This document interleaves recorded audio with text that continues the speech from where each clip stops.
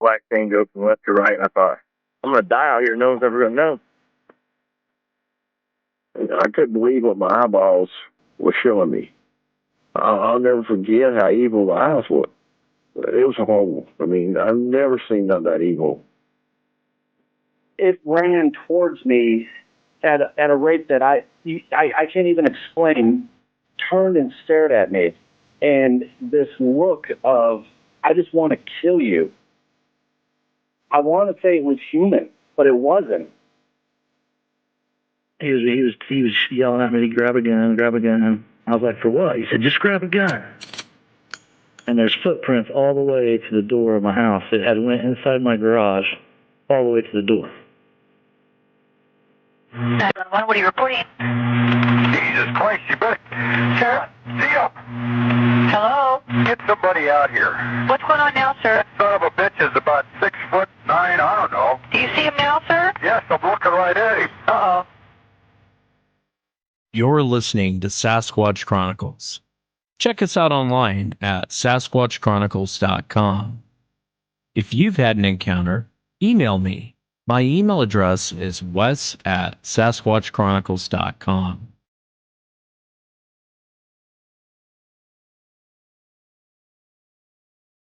Thank you so much for being here tonight. Got a great show planned for you. Going to be speaking to Doug. And Doug actually comes out of California. He was working up in the mountains. And I'll kind of let him explain the type of work he does. But there was a night that turned very aggressive. And Doug was worried for his life. And the more I was listening to his encounter, I was thinking to myself, I wonder what set these things off. I really wonder what made them come in and be so aggressive. And towards the end of the encounter, you'll understand why they came in and why Doug was going to pay the price. And I feel for Doug. I mean, it really is a terrifying encounter, especially when you don't really believe in Bigfoot and you think it's all nonsense, and it's put right in front of your face. If you'd like to be on the show, shoot me an email. My email address is wes@sasquatchchronicles.com. Let's get to it. Let's quit dilly-dallying around. I want to welcome Doug to the show. Doug, thanks for coming on. Anytime. Yeah, thank you again for coming on, Doug. And, your encounter took place in California up in the mountains. If you would, to kind of take us back to that moment, tell us what you were doing and what happened. Well, I was working, operating a heavy machinery that is stationary, and it consists of a bunch of pipes and pumps that make a whole heck of a lot of noise. And, it's inside of we contained it inside of what I believe to be a sea train. It's like a big metal box used for storage. Mostly you see them on freight trains and stuff, but that's what we had this machine in, and it was bottomless because we were going into the ground, but that's besides the fact. And I worked graveyard shifts from probably about 9 o'clock at night to 9 in the morning. And this particular night wasn't the first, I guess, that I denied the first thing that kind of happened. And I think I talked a little bit about that to you yesterday. And it involved one of the guys that I did work with quitting. And he didn't give us really any reason why. And I just thought we had kind of spotted a mountain lion. Something had ran past me that was pretty damn big and on all fours. And we kind of used this thermal scope I have to spot it, and I thought it was a mountain lion because we had tracks all over and it was stalking the camp, and he swore different, and he didn't say what he thought it was. He pretty much quit. So back to that night, I'm working, and it's really late, and I'm kind of the workaholic type, and I just stay on the ball because you have to. And I was just working away, and all the noises in the world were happening with this machine. And it was a rainy night, not like downpour, but raining. You know, it was wet out and it was windy, and I'm hearing things hit this metal wall, which of the C train, which is directly to my back, which I have to face the machine. So my back is always to this wall, which is actually facing a mountain that comes straight down to it, which is all forest. It's not developed at all. And the whole property is not really developed at all, except for the little flat that we're on with a driveway that goes out to the road. And I'm hearing it,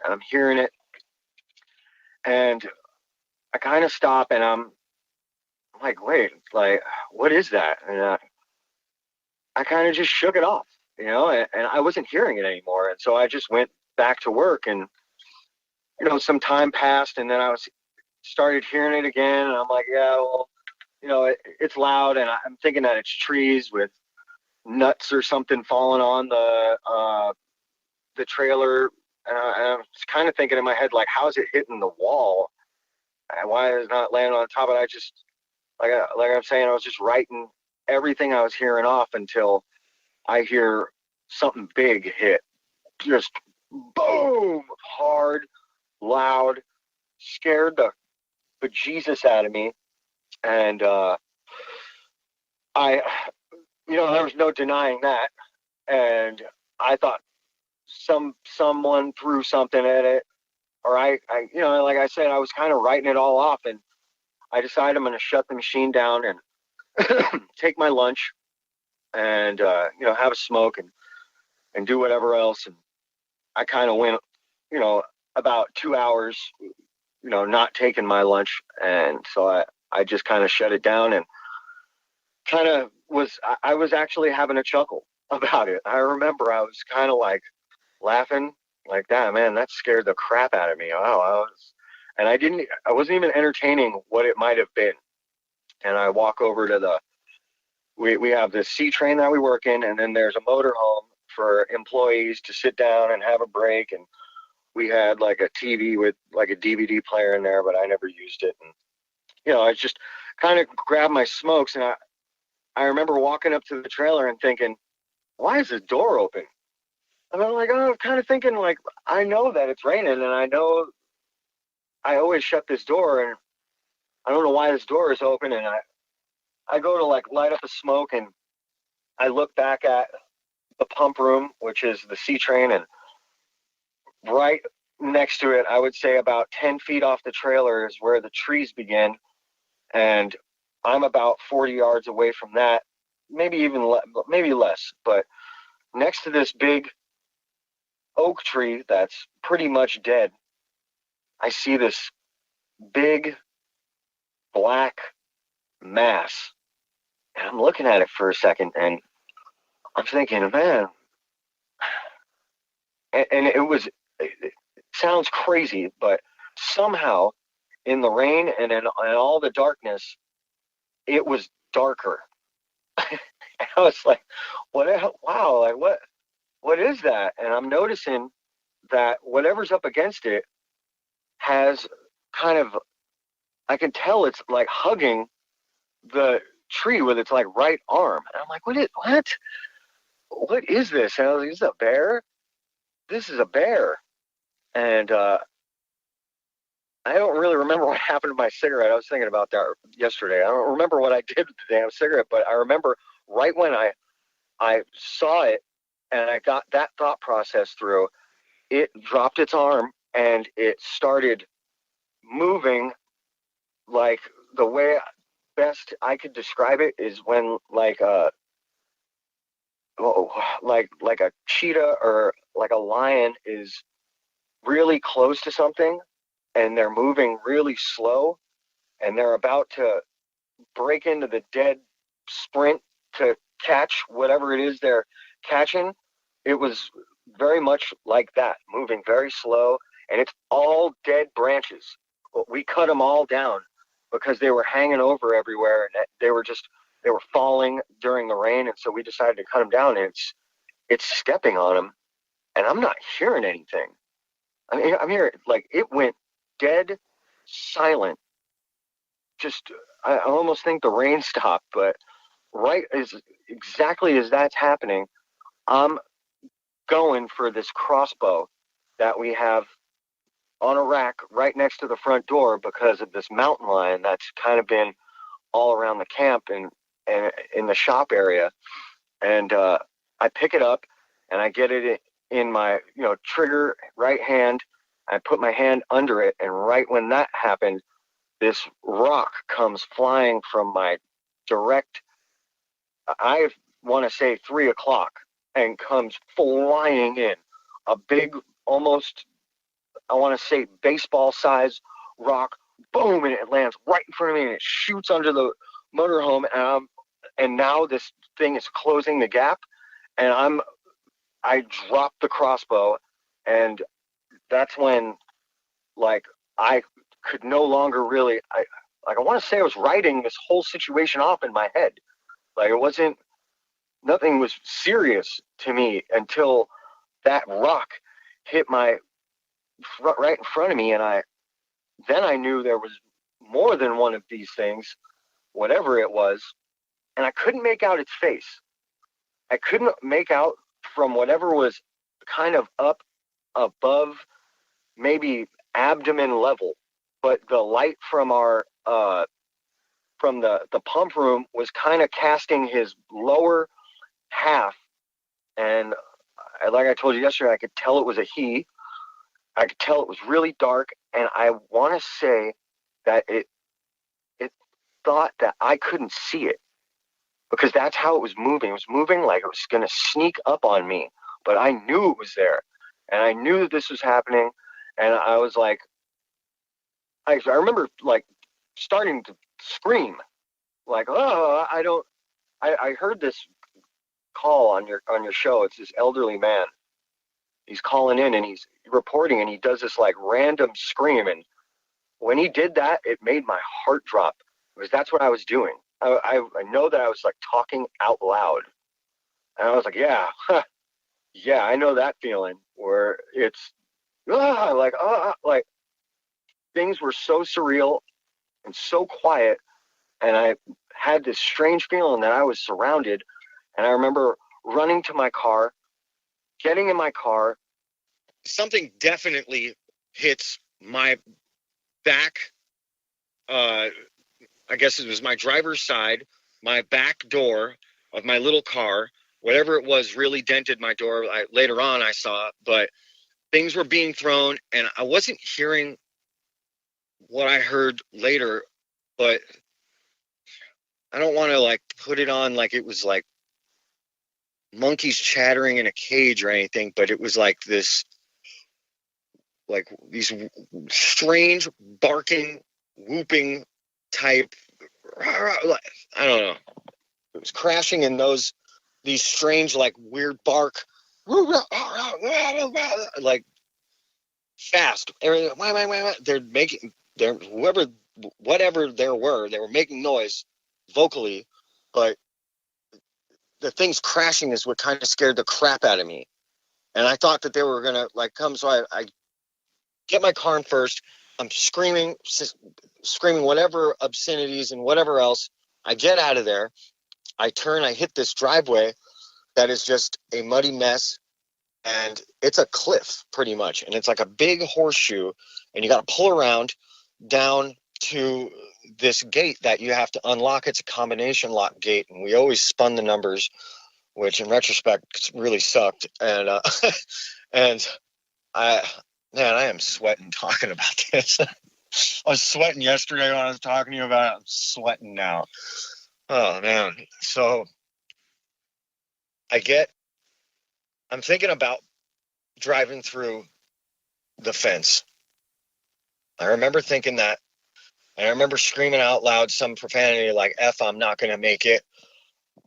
And I remember getting out, putting my e-brake on, and put my car in neutral, and I pulled right up to the gate. And I remember spinning the numbers, unlock and lock, pulling the chain, kicking the gate open, and I'm frantic. I'm totally frantic. And I turn around, I'm right up against the hood of my car. That's how close I pulled to the gate, that I didn't even almost have room to reach the lock. I squoze in to do it, and I remember turning around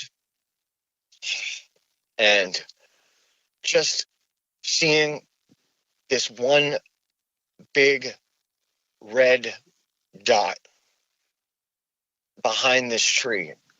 And this one that's standing there makes the one, I mean, I guess I can't really gauge how big the other one was. I'm going to say there's no way it was under 7 foot, but this one was absolutely ridiculous large.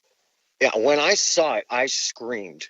I remember screaming the instant I focused in on my brake lights, seeing it, how close it was, and its posture was like it had its eye around this branch that came up at maybe a, I don't know, I want to say like a 60-degree angle, and it was hiding the back of it, the remainder of its left side of its face, and it was holding onto this branch with its left arm in like an L, and it was just huge.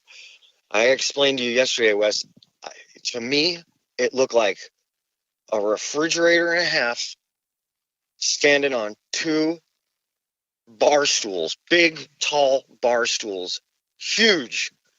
And I just remember it, as soon as I screamed, it's hard to put everything in the time frame in which it was happening, because in my mind it was happening fast, but at the time it was happening very slowly and fast, I guess, at the same time. But I remember it snapping off the branch, and that was absolutely terrifying. And as soon as he snapped the branch off, he fired off this, I keep saying he because, like I said with the other one, it was definitely a male. No two ways about that. And it just fired off this sonic boom. The way that I've never physically felt sound like this thing emitted. Did it roar? Is that what you're describing? No. That would be a roar is not the sound that it produced. Like I was saying yesterday, it was like a roar, a growl, and almost like a howl inside of it from the depths of hell. And it just hit me. And I remember screaming as it was happening, and it made me shut my eyes. I remember it shutting my eyes, and then it started coming forward really, really fast. And I remember blacking out because I can't account for how I got in the car. I don't know how I got in the car. I thought long and hard about it on a couple of occasions, and I don't know how I got back in my vehicle. But I got back in, and I remember when I was shutting the door, he was really close, and he threw something, hit the front end of my car, and I don't know what he threw. And I remember you're asking me if it was the branch or whatever, but I don't know. And I remember this look on its face, like some sick, sadistic look of almost enjoyment, but almost he meant business at the same time. Like I don't know how to explain it. I want to say he was smiling. If it could be smiling, his mouth is kind of the thing that sticks in my head more than any other part of it. His mouth was this strange, almost grin, and his sunken in, I don't even know, they were red. His eyes, and I remember that being really fast because I remember I went into second gear and tried to drive with my e-brake on. I got my e-brake off and I slid down the hill. I got on the road and I was making this noise. I remember I was having difficulty with it and I was, I don't know how else to say it to you, but I was like heaving. And I've never, I don't know, man, I'm sweating. It's like a panic attack, you know? Sounds like a panic attack. I don't know how, I remember thinking that I need to call 911 and that being part of the panic because it's a no service area. It says no service on your phone when you get on the road, when you get off the freeway. So if you get into a car wreck or anything on this, even the road, to get to the road to where I was, you're in trouble because and the motorist doesn't help you. You're going to be walking for a long time. And I couldn't call anybody. And I remember thinking all the way down the road, all the way back through the mountains, all the way until and I'm making this noise for a long time too. I didn't calm down for a long time. And I remember when I finally made it to the city, little town that is your first stop. I just remember wanting to call. I needed to call I called my brother and he picked up. And I told him what happened, and he's kind of laughing at me. And I'm like, dude, this isn't funny. I'm freaking out. I left the gate open. I left everything. I'm not. This is the part of the story where I want to say is the beginning of the demoralizing feeling of the whole entire thing. Because, I told him and I told my girlfriend, and they kind of wrote me off. And I'm going through some serious emotions over this. This is I know the story sounds crazy. I know that it's, unbelievable and it's difficult to articulate. Really. No, yeah. I mean, you feel like your life is endangered the whole time, you know, and I understand freaking out. And I understand too how alone you feel after an encounter. Nothing hurts more than when family's like, ah, you're full of it. Or, come on. You can accept that from strangers, but when it's family, it hurts even more. How close was he to your car when he saw the face? I'm laughing out of, like I said yesterday, I'm laughing out of nervousness.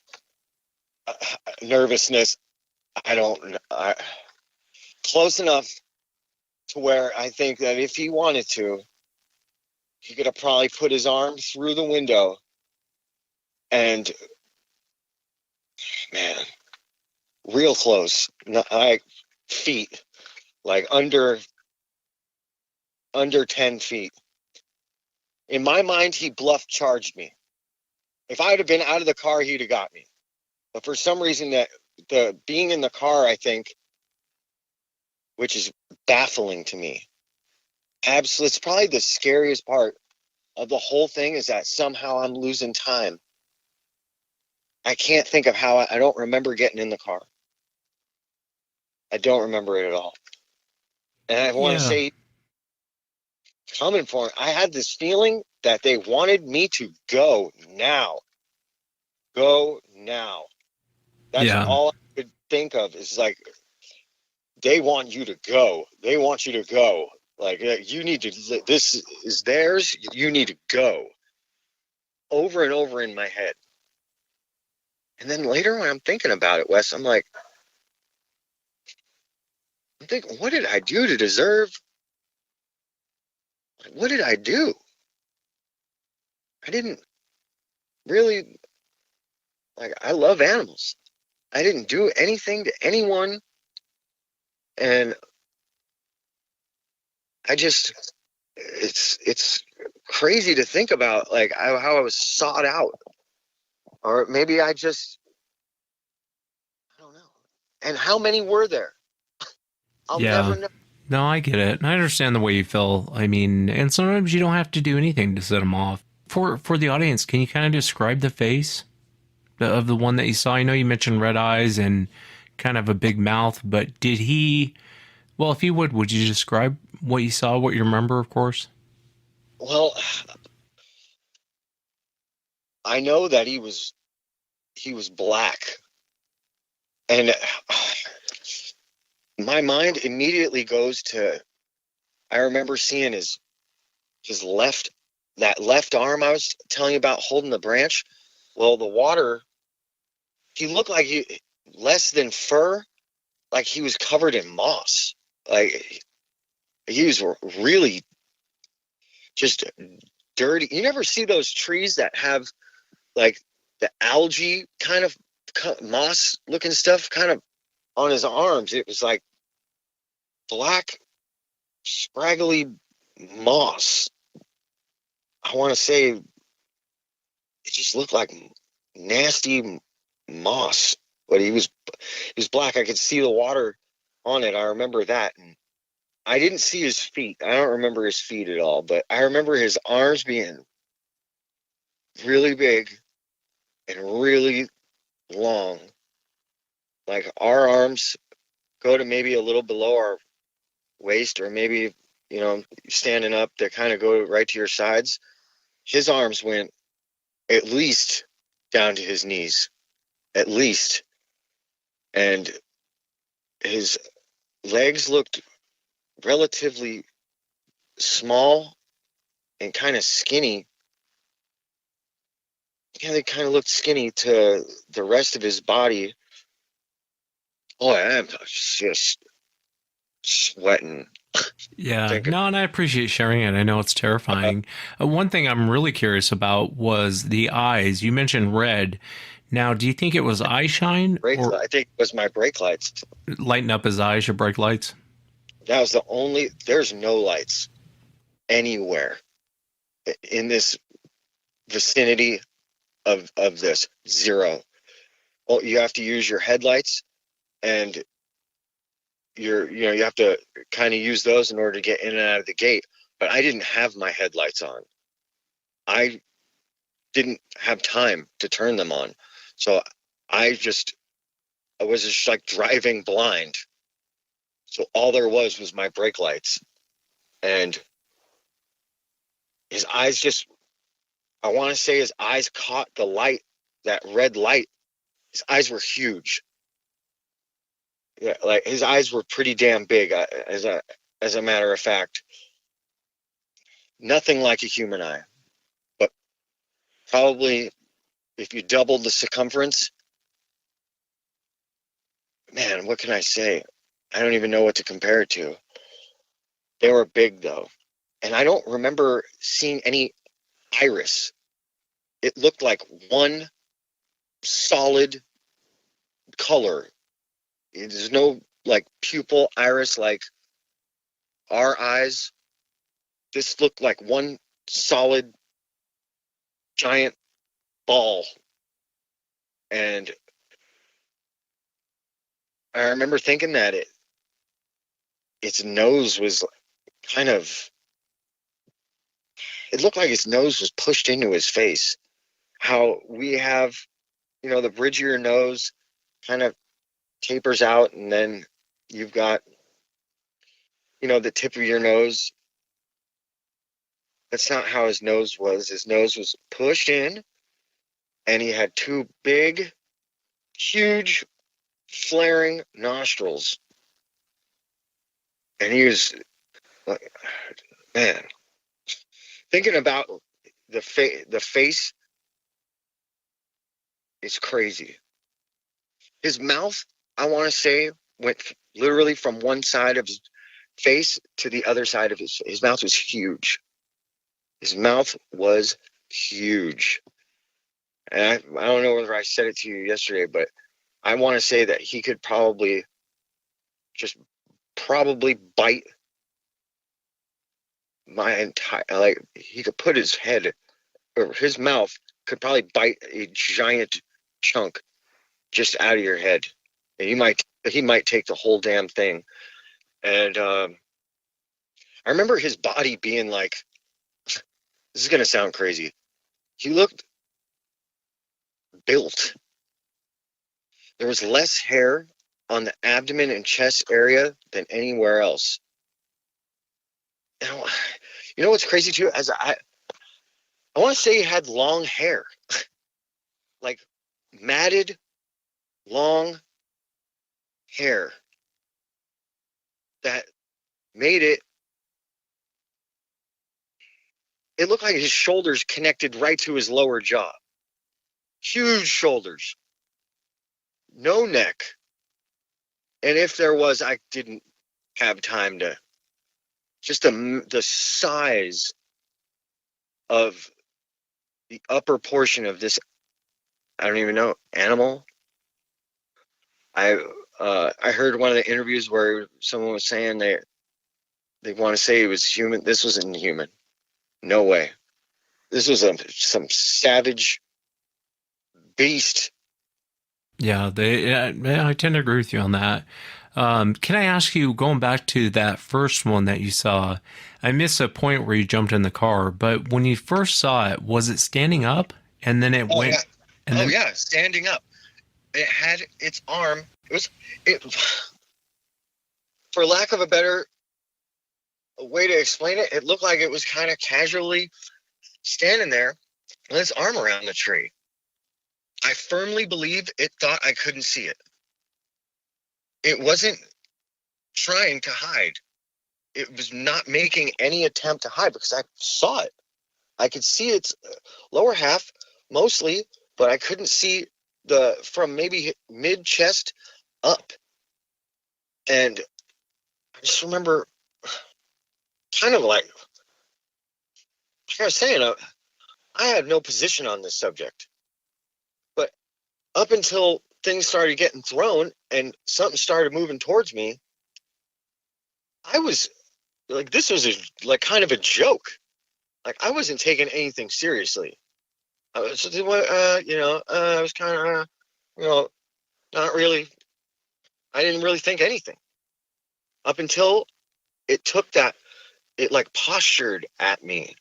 It's the best way I can like say it. Like postured down, and it put both hands to its sides, and it started like slowly lifting its legs up and putting one down, and it put the other one down, and I'm like, oh, whoa, like, oh no, like I got it. This, I just was. I remember I was screaming, and I thought it was coming. Like that's why I say I don't think it thought I could see it because it was creeping up on me, and I could blatantly see that it was doing it, but I don't know. I don't know. yeah, no, it's terrifying, man, especially when they come in like that. It makes me wonder a little bit, how soon did that guy quit before this happened? Oh, it was, I think it was a week to the day. I want to say it was a week. I tried to call him last night to try and ask him a couple of questions. He didn't even pick up my phone call. I haven't talked to him since then or anything. It's not like we're good friends, but when that happened, I'll explain that a little bit so it can put kind of the situation into perspective for that guy. So I was walking from the opposite side of the property with a bunch of pieces to the equipment in like one of them plastic tote bins, and I wasn't walking fast because they're all galvanized steel. It's heavy, and I'm kind of just moseying on, and it's really cold at that time of year here in California. I'm sure everybody else would be like, oh yeah, great, yeah, you're in California, how cold? It was like 28 degrees in the mountains, and the ground was frozen, so it was cold. And we had a car. This particular individual, he would leave his car on with his heater on, so every now and then we get into it, and he'd have his headlights on, and if it weren't for those headlights pointed off and the light carrying, I wouldn't have seen this thing dart past me. And I know it was on all fours, but I thought it was because of the mountain lion. Immediately said it was a mountain lion. And I went and got him. We go grab the thermal scope. Like I explained to you, my buddy, he works at a place that makes them, and he gave me one to use, and so we could maybe spot it some nights, and we barely used it. And I grabbed that, and I gave it to him, and I grabbed the crossbow, and I remember we're looking up on the mountain, and there's a mountain that just goes straight up, and it's all bush, period, all bush. And I remember him looking, and it's quiet, and I remember him going, just screaming, "Whoa, there he is!" I remember panicking, and I'm like, "Oh, the mountain lion, blah, blah, blah." And he's like not responding to me. And he showed me, he put the scope up to my eye, and from that position, I fired. And I remember hitting the tree. I remember seeing that it was confusing to me about this. And I don't know anything for sure about this, but it was looking around a tree, whatever it was, and its heat signature was less than, like, if I were to see you standing there, you would come out as very white because we had it on a green setting. But this was less than the normal setting, normal heat that you would get off of any type of living creature. And I remember thinking, like, why are the things not pinging on this really well? And I remember I shot the tree, and we ran into the motorhome, and that night all of us were there. There's 3 of us, and we woke the guy that we woke up that we worked with, and I was like, "Dude, we just saw the mountain lion. I tried to shoot it, and blah blah blah." And he's like, yeah, blah, blah, blah. Well, the next day comes around, and I go and I retrieve the arrow. And like I'm saying, I wrote a lot of this off. And I remember seeing the tree, and I didn't know that it was down inside of a little ravine. So what we were seeing was like the top half of the tree. The bottom of it was hidden by a hill.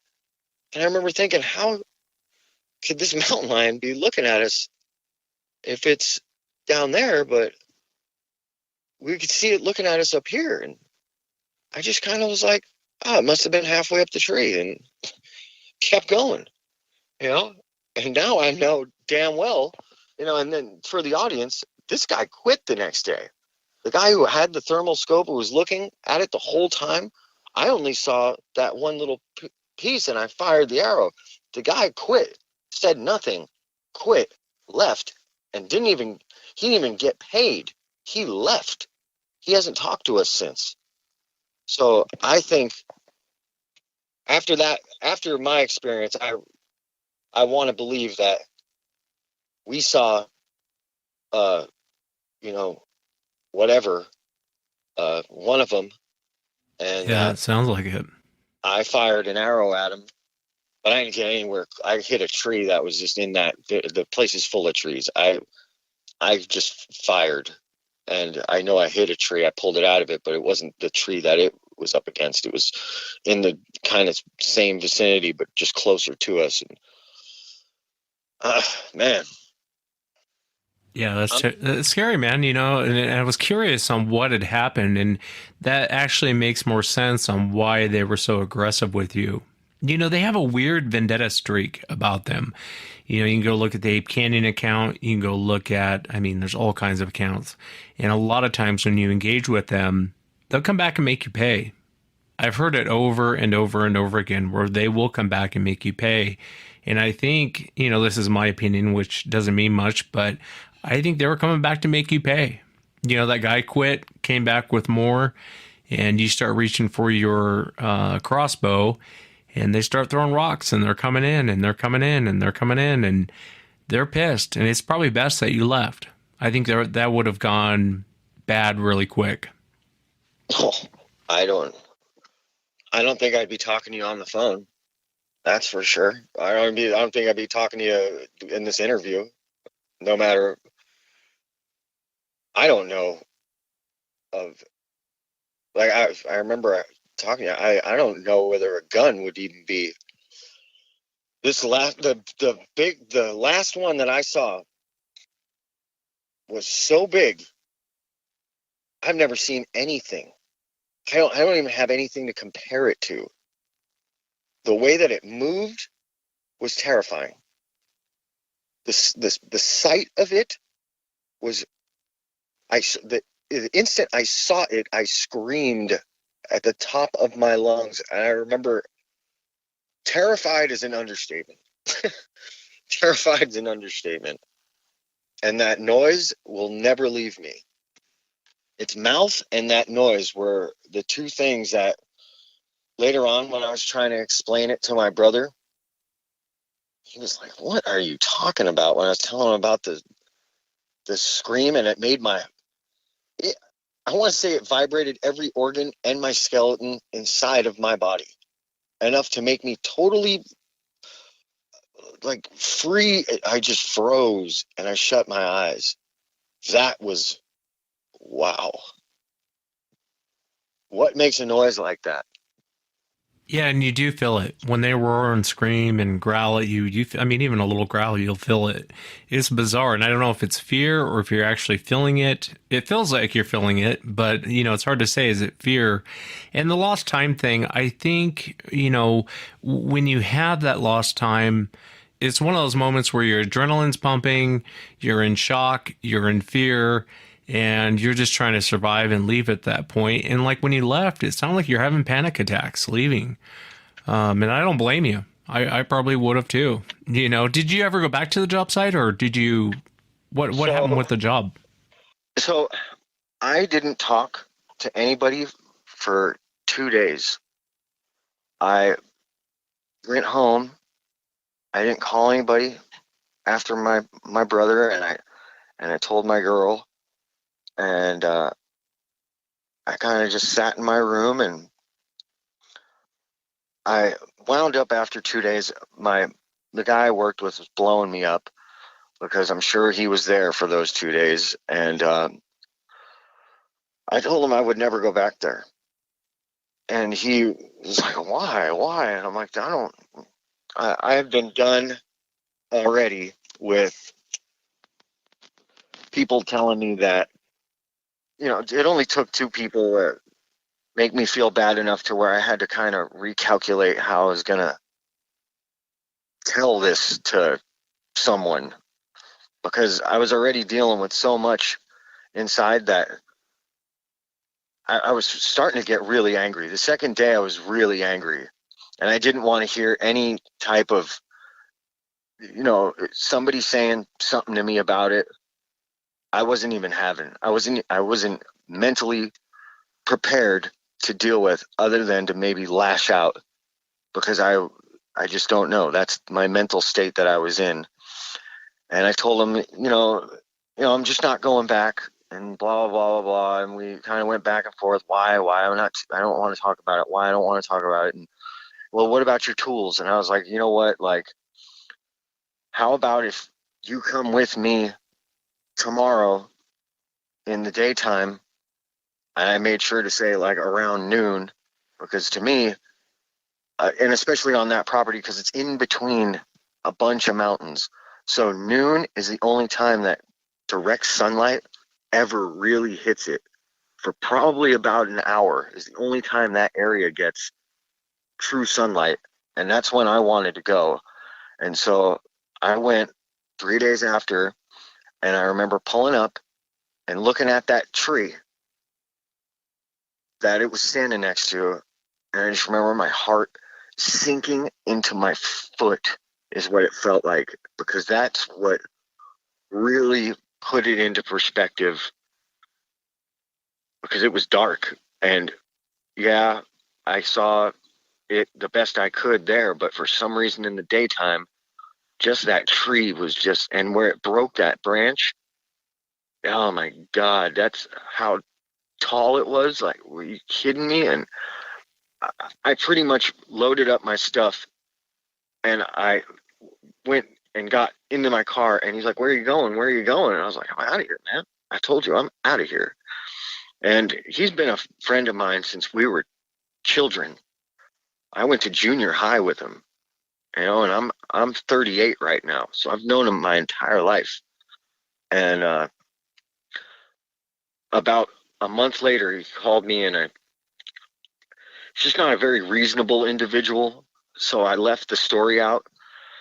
But he decided he wanted to leave that area too, so we both quit.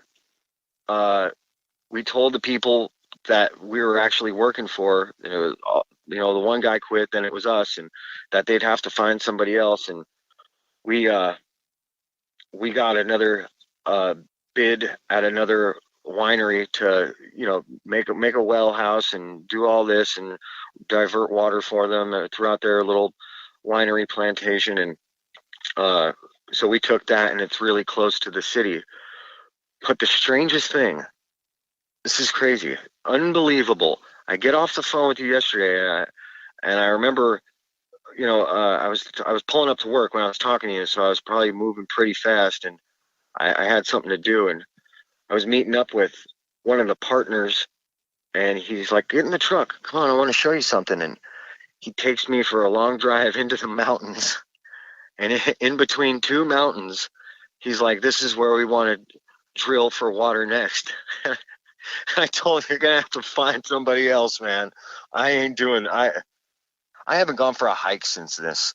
I haven't gone to the mountains. That right after I got off the phone with you was the furthest back I've gone in a really long time. Oh, I guess months, and I'm just not having it. I think I remember saying to you yesterday, I don't know how people go. They go looking for this. It feels a little crazy when people do, especially after you have an encounter like yours and you see the size of them. And I get what you mean. Nobody wants to look for these guys. Not the ones that nobody. How do you? I don't know how there could be a good encounter. These are not friendly. These whatever the two up top or however many there were up top weren't, I guess, as bad. They're frightening to see just on the physical plane, period. But that third one and its demeanor and that scream and whatever else, I would never want to wish that on my worst enemy, period. Yeah, I really think it was provoked, though. I think the night before when you guys thought you were shooting at a mountain lion was probably one of these things. And I think it was, they were coming back to make you pay for it, and that's the situation. A lot of times you're in these situations, and the one thing that worries me is when I hear people who take their kids out hunting and they're well aware these things are in the area. And I always say the worst thing you can do is put a gun in someone's hand who's afraid. You're going to get shot. And I think it can go south really quick with these things when you start shooting or when you start engaging with them. Are you still there? Oh I'm here. I can't even think about it. A child being there for this, that just makes my head spin. Yeah. Wow. What do you think that these things are, Doug? I mean, what's your opinion? Man, I don't know. Primate, definitely. I'd say that I want to say it had flat teeth. Like the front top teeth were flat. There was not, I don't remember seeing any. I mean, I guess I've never had a preconceived notion of what, a Harry and the Hendersons, I think, is pretty much it. But that is not what this is. I don't know. Primate, definitely. I want to say ape, but not. But definitely way bigger than one. Not saying it. If someone describes it, no, I guess not. I can't say what somebody else sees, but I can't say it looked like a gorilla, and I can't say that it looked like a human. and just it just looked like a wild, primitive creature, man. It looked like a dirty, disgusting, and I didn't smell anything. I don't know why. I don't remember any smells. I don't, I know that I heard something on, they smell some crazy smell. I don't remember smelling anything. I was out of my wits. I think the last thing I remember was a smell, but I don't smell nothing. I don't know. The long and the short of it is I don't know. Yeah, I hear you. I appreciate it. I'm always curious on what people think, And, I think, honestly, in your encounter, I know it doesn't feel like it, but I think if they really were going to kill you, they would have. And the reason why I say that, there was an encounter that a guy was telling me about. This is years back. There's a place here in Washington called Ape Caves. And it's actually a pretty cool cave. It stays a certain temperature year round. Be 100 degrees outside. The cave never changes. And he was leaving this area, and they were getting paced out. They're having rocks thrown at them. And, I mean, it was a terrifying account. So he runs out of the cave, and he's running across. If you know the area, he's running to his car. There's a parking lot. And the moment he gets in his car, he starts it up, a branch hits his car. And I think that's a final get out of here. I think if you wouldn't have left, you would have been in big trouble. But I think, honestly, that big one, I know it doesn't bring you comfort at the moment. I think if he wanted to kill you, he would have. No.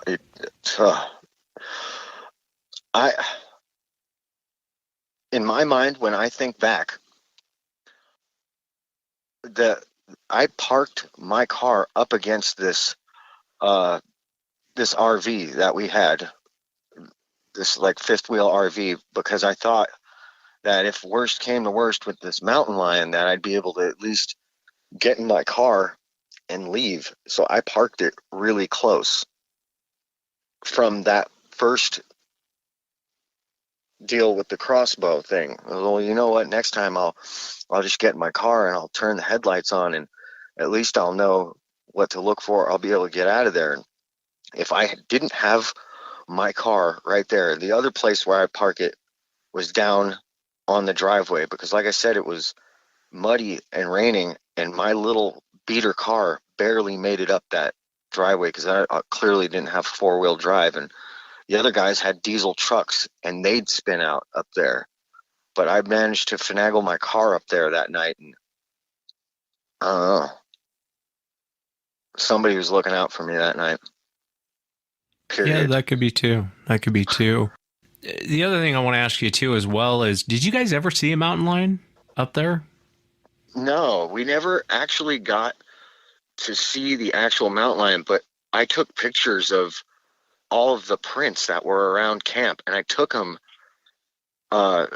in the morning before this happened.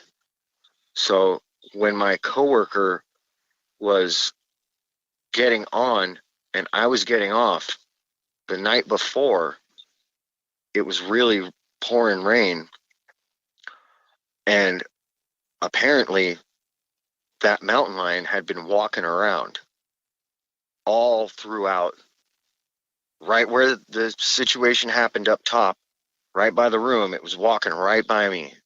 They were right next to the container. They were right next to the RV, and you could follow him, and he went up the mountain, and I was like, wow, oh man, like, this is serious. And inside of the RV, we had guns. We never used them. And, I wanted to ask this guy that quit. I remember there was a property that was way far off. You could kind of see its porch lights. It was off on another mountain. But every morning, right before it got light outside, they would shoot automatic rifle rounds. And that's like extremely illegal in California. But like I said, we're real far back there, and I remember every morning I'd know that my coworker was about to come relieve me because, and coming up in the next couple hours, because I would hear those shots, and I would always think, like, why is he shooting in the dark? Like, why is he firing like that? And it wasn't semi-automatic. I know what that sounds like. This was automatic. And it would echo throughout the entire canyon. And I'm thinking in my head, maybe I should have been doing that. It's like, Yeah. we never fired any gun up there, ever. But we had them for the mountain lion. Yeah, sometimes that goes bad too, though, when you do that. You know what I mean? Yeah. Reminds me of Texas when I was down there and we were hearing chattering and roaring and it sounded like a monkey house. And I remember this farmer, he would go out and it was a shotgun was what he was using, but he would let go like 8 rounds. I'm sure he pulled this plug out because it was one after another, after another, after another. And I thought, what in the hell is this guy shooting at? Well, then all the activity picked up over where we were at. And I was like, oh, I bet you that's what he's shooting at. So that's curious. It makes me wonder why that guy would just go out there and unload, you know? Man, no way. No way. Yeah, it's a terrifying account. I'm so glad that you made it out, you know, and it's a warning to people, you know, things can go south. These things are smarter than people give them credit for, and they do have a vindictive streak, you know, where they will come back and make you pay. And I think that's what happened when you guys thought you were shooting at the mountain lion. I think you were probably shooting at one of these things, and they came back to make you pay. And I'm just so glad that you left. And, you know, I think what would help you the best is really look into it, you know, investigate it and try and learn as much as you can. And eventually the fear that you feel just thinking about it over and over and over, it starts to go away after time. But it helps to learn about it. You know, after my encounter, I was like, kill them all. I could care less. I was like, kill them all. And I know, I identify with that. Yeah, but after a while, you start to realize that they're not all like that. They're not all, you know, vicious killers. You know, a lot of them will turn around, just walk the other way. They really don't want to engage with you. They really don't want to fight with you. They just want to leave. But I understand the way you feel, and I understand the stress that you feel kind of reliving the encounter. But I appreciate you coming on and sharing it. I know it's not the easiest thing in the world to share the encounter. I'd like to comment about that, what you were just saying. Like, yeah, that kind of added to my aggravation because on my own time, I kind of sought out, you know, I looked at whatever that, I guess, Patterson film or whatever, that didn't really look like, to me, it didn't look like what I saw, but that's neither here nor there. But I mean, I stumbled upon like some really stupid things, these hillbillies, and they're hunting. It was just stupid.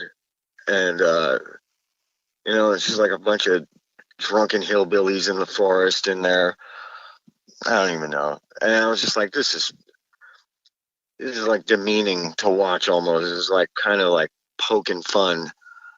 This is not real, you know. And then I'm like kind of looking, and I see like just random. I guess YouTube's not exactly the best place to be watching videos, because as crazy as this sounds, like I wanted to see it again for just double reference in my mind, like just to say, yeah, that's the one, you know, or whatever.